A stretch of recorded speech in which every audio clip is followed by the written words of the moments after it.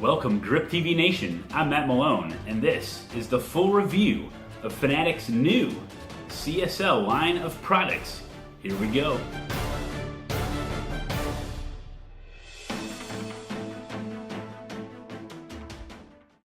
Alright guys, let's start with the pedals. These are the CSL pedals.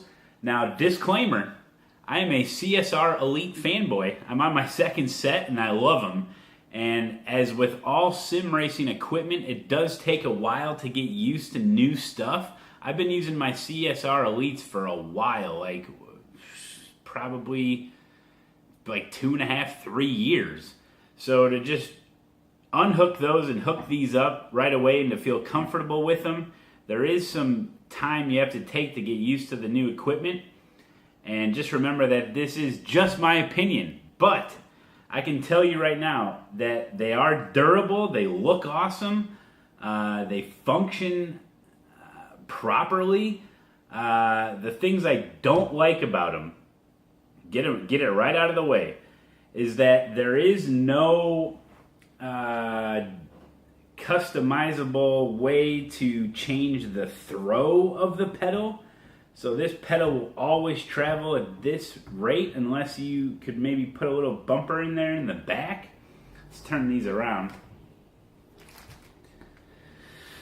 So these pedals, with the CSR Elites, you're able to change the throw of the pedal. There's a spring that you can adjust how hard the pedal is to push. With these, you don't have that option. Now, obviously, you can take each pedal apart. You can mount it on your 80/20 or whatever rig that you have. So you can totally disassemble this. Go ahead and mount the pedals independently if you want an inverted way of doing things. But like I said, the versatility and the customization with these pedals is very limited compared to the CSR Elites, which that's a big con in my book. I like the versatility, the CSR Elites. Let's talk about the brake. Here's your brake pedal, and here's your load cell. Now, the pedal arm itself here inside these buffer, these rubber deals right here, that is your load cell, right? So it's the entire load cell is the pedal arm, right? So as you're pushing on there, it's determining how hard you're pushing it. Now the feel of this brake is much different than the CSR Elite. I found this brake to be a little on the mushy side, meaning it's just kind of a mushy feel and it doesn't have that nice stopping feel when you slam your foot down on there. And it should go for a little ways and then just stop, like a real car would. Imagine slamming on the brakes pretty hard where you just throw your foot on it and you have that full braking power. This, it seems like, even with the hard spacer, now I have to say I put some of the harder spacers on here and it did make it much better. Alright guys, we're talking about the load cell and the different rubber spacers that they have available. You got, these are 45s, you got 95s, you got 65s, and the ones that I have on here are 85. So it's only one step, you can only go one more spacer harder than what I have on right now. Let's check it out here. See that arm bar go. You can just keep pushing on that. A lot of force. Alright, let's try out the 45s, the softest ones they have. The ice cream man is here, so I'm going to go get me a nice little ice cream. All right, we're going to put the 45s on. Put one of those, put one of those, put a 45, put another spacer, put your foam in, put another spacer in, put your 45, spacer, 45, spacer, another one. Put it on there. Get it on there quick. The race is coming up. Wow, that is really soft. You can push it all the way down. It almost hits this metal deal. In fact, it does. Boom. Can you hear it? Can you hear it? So those are the really soft ones. We tried the 85s. So this was the 45. So let's go 95. Let's try the 95 ones out. Oh man, it's like a little mini game in between races. So much fun. Swap these out. Now you can interchange these. Maybe throw in a 95, then a 45, then a whatever. They say you can interchange them, but you'd have to experiment with some of that. I'm not sure how that would feel. You can do whatever the hell you want. So here we go. We'll try this out. The 95s. It's the hardest ones they have. These are the hardest ones. Oh, wow. Almost nothing. It's pretty much just this foam here that's causing the resistance. Let me try to push down really hard. Oh my gosh. Now there's almost no pedal travel, right? There's almost no pedal travel. Those spacers are almost solid rubber. And man, alright, sweating more than a Mazda race right now, let me tell you. So there you go, that's the different stuff you can do with the brake. And like I showed you, this all just pops right off right here. You can intermix all these. But that's now the load cell is this, it's actually the pedal arm itself. It's this actual thing. If you can see in there, there's stuff in there. There's some technology in there, guys. It's technology. And so somehow it's able to detect how hard you're pushing on it. But that's the load cell. That's how it works with all the spacers. You got 4 different hardness of spacers. You can intermix them. So go at it. For me, I didn't really have a great time with it. They say it's an upgrade from the CSR Elites. I don't think it is, in my humble opinion. But there we are. But and also the throttle and the clutch here. The clutch is definitely much harder to push down than the throttle. The throttle is very easy to push down. There's no way to adjust this. If you want some more resistance there to the throttle, I mean, maybe you could put something in between here, but there's no way right now to be able to change that resistance there. But the clutch is much harder than the throttle itself. Now, to adjust, like if you're worried about the throw of the clutch, just short calibrate it. I even do that with my CSR Elites, and I still have a shorter throw on it. But like I said, you can't change the throw of them. You can't change the resistance of them. I'd spend $100 more and get the V3s. That'd be my opinion. These are $200 for the pedals alone, with everything that you see here, with the load cell and all that stuff, the third pedal. For $100 more, you'd be looking at the V3s. And from what I hear, I've never used them. From what I hear, they're pretty amazing. The one thing I really do like about it is the simplicity in design. The CSRs are a little, you gotta finagle them the way they're designed on the actual mount here. With these, you just start unscrewing stuff. They pop right off. Best thing about it is this module system here. Everything is plugged into this module system, and then you have your USB port from right there. This is great. You're not going to have the tiny little wires from the CSR Elites that gave me some issues. Here's your plug-in to go right to the wheel if you want to do that. But you can adjust these. You can even move them left and right, get them closer if you're going to do heel and toe. But this module is a great, I love that. That's a great design there that they have. We got pads here. Let's see how good it is on the carpet. Alright guys, let's try it on the carpet here. There's nothing here, look. See, they're just sitting here. Alright. Oh, gotta slow down.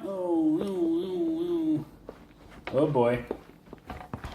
They're moving around quite a bit. I mean, people are rough on their pedals, you know. I mean, this is typical use. Not pushing too hard. Oh boy. Yeah, you're gonna, especially if you're a Thunderfoot, they're gonna start doing this on you. You're like, whoa, oh Billy, oh. Oh, and one of the people, oh boy. Yep, see? Oh geez. Oh my gosh. I don't think, oh boy. I don't think this, geez. Well, I don't know if they used proper glue or not. The stuff just comes right off. So we'll have to see. But even if these were glued to it here, even if these were glued properly, I don't know. I mean, it's not recommended to use any type of pedals on the carpet anyway, but wow. Boy, it all just kind of fell apart there, didn't it? Yikes. But yeah, you're definitely going to want to hard mount any type of pedal. But especially with a load cell, if you're using a load cell, definitely going to have to get that hard mounted. Alright, 10-4.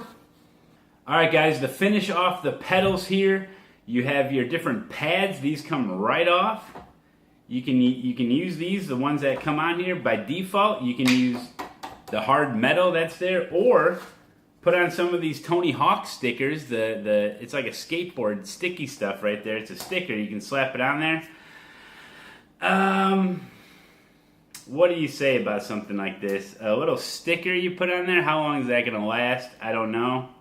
I could imagine if it gets frayed at one end, it could just start peeling off, and now you got bare metal. I mean, I guess you can get this stuff anywhere, but depends if you're using shoes. I use shoes when I race.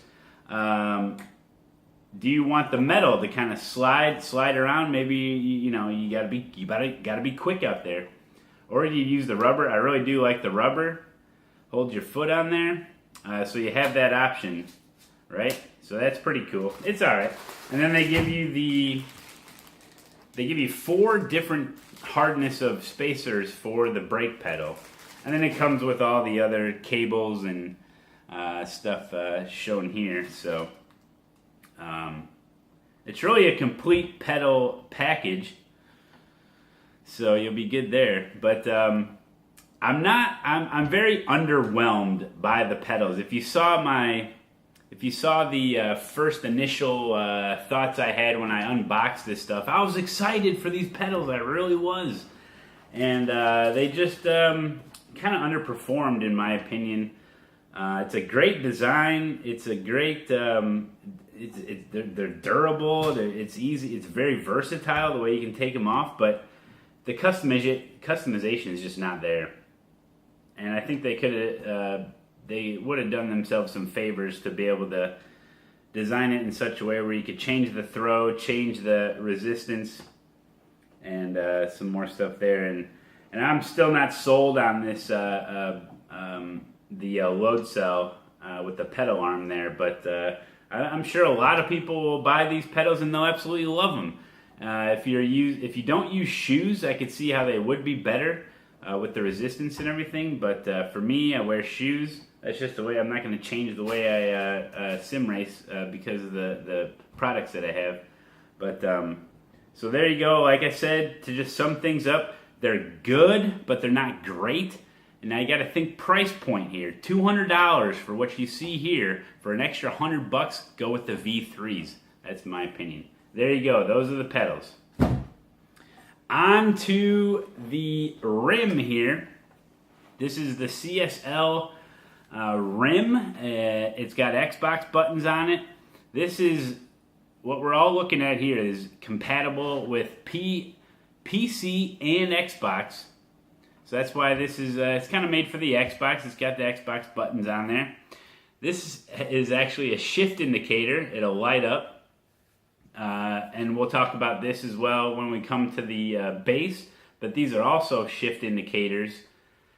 Don't worry about the sensory overload. You can just shut that off. If you're playing iRacing, it's just right in your options and you can shut that off so it's not distracting and you can just focus on what's going on in the sim. But the rim itself, let's see. It's a little bit more narrower than the Porsche rim. It's a 300 millimeter wide, which isn't small. I felt pretty comfortable with it. The thing that makes it feel smaller is the thickness of the actual rim itself. Here, it really you can really grab all. It doesn't feel like you always have like a firm grip on it, right? But the material on here is a little bit, it's like a rubber, not the highest of quality stuff. And I noticed if you have sweaty palms, this could be an issue, right? It could get a little bit slippery, I can imagine.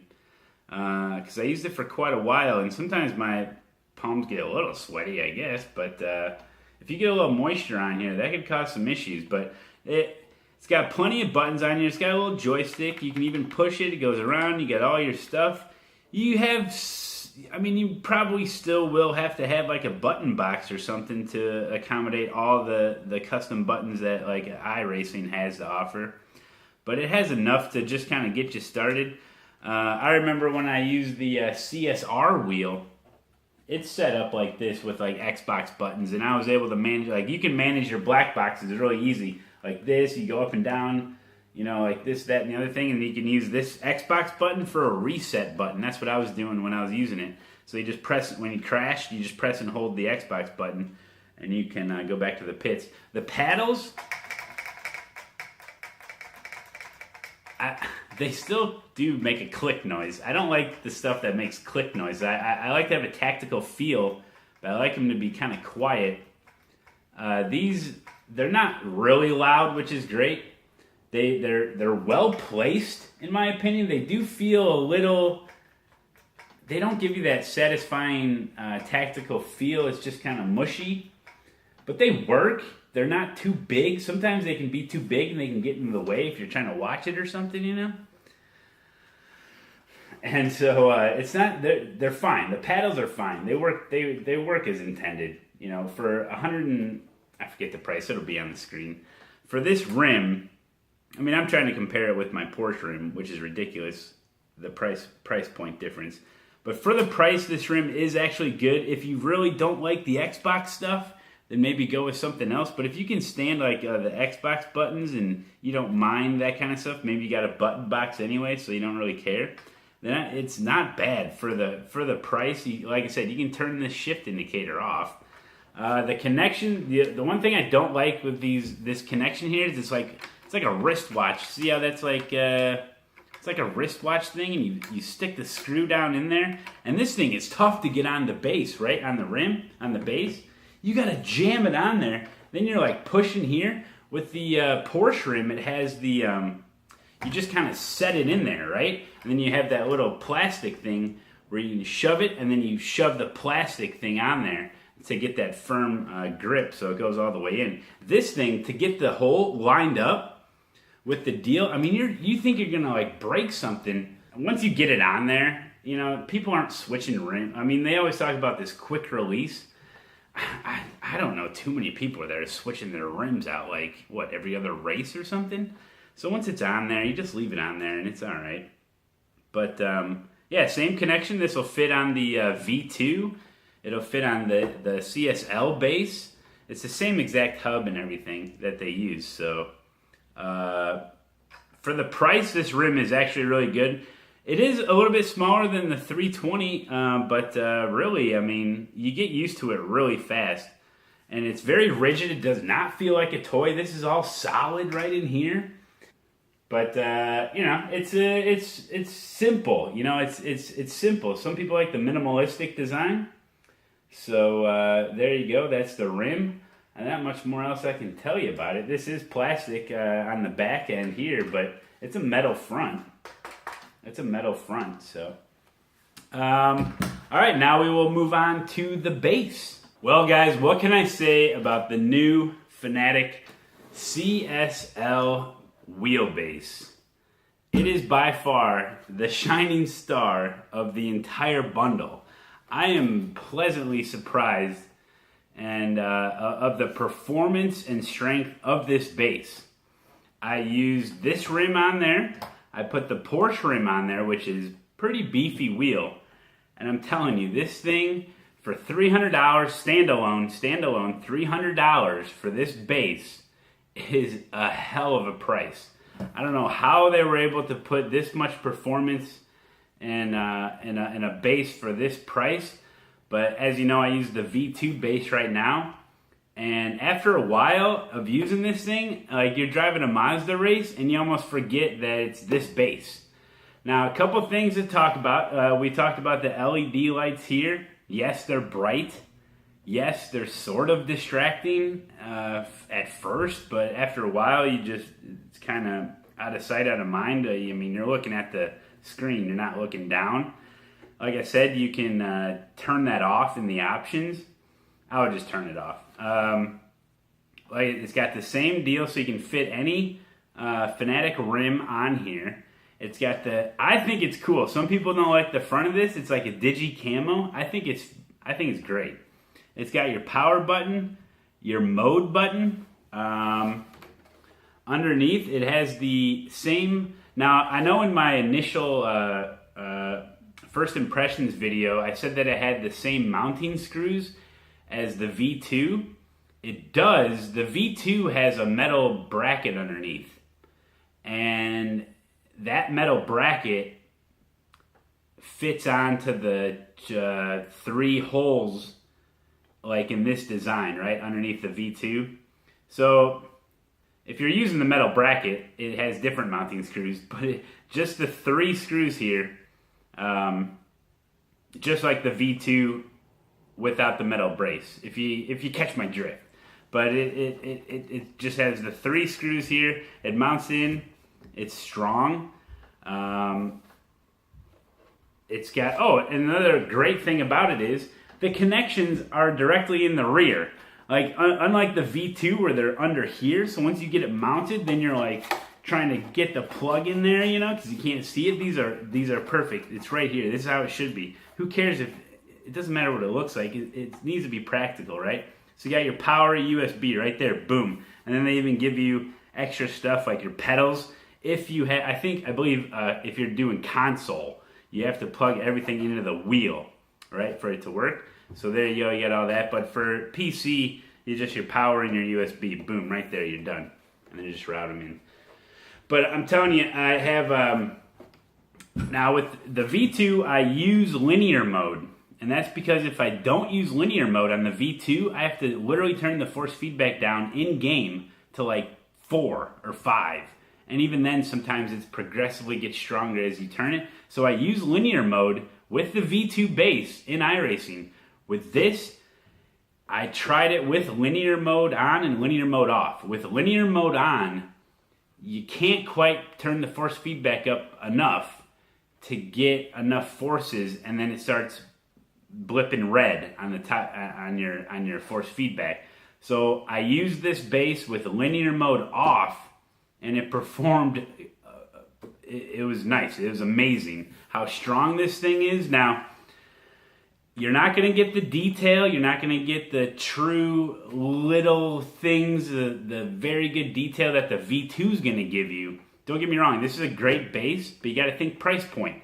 This is half the price of the V2. But it's not 50% of the performance. It's got to be like 80% of the performance of the V2. It's amazing. You don't get all the detail. You don't get the start and stop action, the torque almost that the V2 gives you. But this thing is strong. You won't be able to max out the force feedback. It'll just be too hard to turn. And I do have, now the fan blows out here. Let's show the video. Now listen, I got a video after I did a Formula Renault race with the force feedback up way too high. Like, you really wouldn't race it with that high of force feedback. But I did a full race, and at the very end of the race, I parked it and recorded this video. Alright guys, I just ran a full Renault race, and can you hear that?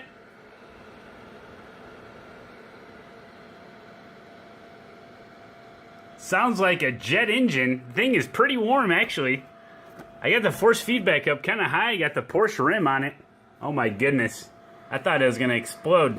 There's no smoke emitting from anywhere on the base, so that's good. The fans here are kicked into high drive. High mode, baby. So it's definitely much louder than the V2, and it's definitely a little bit warm right here to the touch. So there you go. It does get a little bit loud, and I even have closed headphones, and I could still hear it just pumping out there. But like I said, you really wouldn't be racing with the force feedback on that high, and those are pretty long races. But so it does get a little bit loud out of here. It's like a jet engine, but I mean, would you rather have a loud fan or the thing overheating? I mean, to the touch. I think I said it in the video, but it wasn't like smoking hot. It was a little warm, but you know, you'd rather have that fan kicking. And since I think it's coming from the top, you can hear it more. But that was really one of the only issues I had. other than that, man, it mounts on fine. You just throw your rim on there. You got your Digi Camo. This is by far the best part of the bundle. I was pleasantly surprised on how well this thing performed compared to the V2. But if anything, I mean, maybe you got an old rim sitting around, or you get a buddy's rim, get this base. Maybe you already got some pedals. You're in it for $300. I can't really compare it to like the Thrustmasters or any of that stuff. I mean, I'm pretty sure, guaranteed, it's a hell of an upgrade from a G27, right? I've never used the G27, but you know, it's but for the strength of it, and it's very smooth. When you get your rim on there, and you don't hear anything. It's not like a ratchet or anything. Like, you know, it's very smooth, very quiet. And just it outperformed more than I thought it would. And I had it on my rig for quite a while. Even when I put my pedals back on, I put my Porsche rim on here, and I was just cruising, man. I was driving, just doing my normal stream, and it felt very comfortable. So, yeah, there's not much more else I can say, is it? But it's definitely the best part about it. It does come with a table mount. I'll throw it on a table here and see how strong that is. Alright guys, we got it mounted to the table here. It's just my kitchen table. It does have a lip. It is very thick. The back pads aren't necessarily touching. And I put my Porsche rim on there really quick, and right away you can tell it does want to lean forward a bit. Definitely a back and forth motion, nothing side to side. It's definitely loosening up a little bit. Let's try it on a different table. Alright guys, now we got it just hooked up to a regular desk. There's no lip on this. Definitely right away I could tell it was a much secure fit. Oh boy. Much more secure. I don't have any force feedback, so I can't tell left and right. Just move it. Definitely the left and right motion is secure, but still the back and forth. Oh, and even if you, oh boy. Yeah, if you lift up a little bit, some people push on the wheel when they under braking, so that could cause some issues. So the back and forth, not good. The left and right, very good. Table mount, probably not gonna be your, you know, you're not gonna be wanting to use the table mount too often, unless you're in the transitioning into an 80-20 rig or something where you can hard mount it. So definitely recommend hard mounting. Try to stay away from the table clamp. Looks like it may serve its purpose a little bit, but you get any forces on this thing back and forth, you're gonna have issues. Alright, and that's the table mount. Usually with something, a base like this, you're probably gonna wanna hard mount it. Here you go, guys. I'm telling you, man. What is it? I got the price up there for the bundle. And you know, if you're just starting out, you got some money to throw around, this may be a good starting point, you know, if you want to get just the base, get any rim you want, maybe get the V3s. You'd be doing all right for yourself, man. But I'm telling you, this base is by far the best part of the bundle. So hope you guys enjoyed my review, and I hope you guys come to my Twitch channel. It's Showdown 1983, and guess what? You can even bet on my races, like real money. No, it's not real money. It's turkey legs. It's the currency of the future. You bet on the races. If you're on top of the leaderboard at the end of every fortnight, you win big. $12 iRacing credits every 2 weeks given out on the stream. Will you be there? Will you win? I don't know. Hey, and you can go to soon.griptvteam.com to see the full list of Grip TV streamers. It's growing and growing. We got a lot of good guys over there. Make sure you guys check them out. Make sure you guys share and like this video. Spread it around. Say, look at this turkey thinks about this stuff. Maybe it's good, I don't know. Maybe I'm looking to upgrade from the G27. Malone seems to like the base. Maybe I'll get it. I don't know. Do whatever the hell you want. Think I care? Hey, don't forget to watch it, and I'll see you on the podium.